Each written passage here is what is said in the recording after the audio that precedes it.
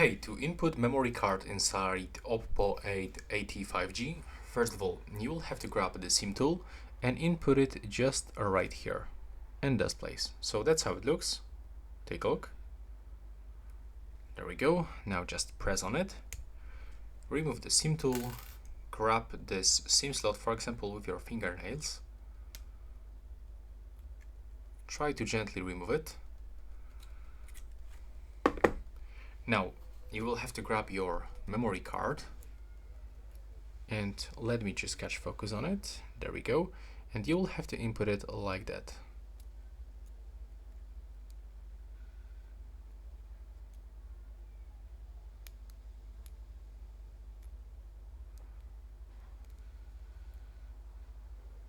There we go.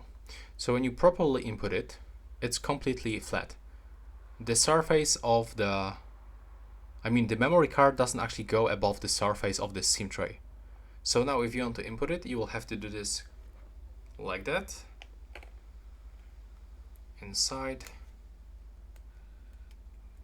Press. And now the memory card is inside. So that's all for this video. Right now, please subscribe.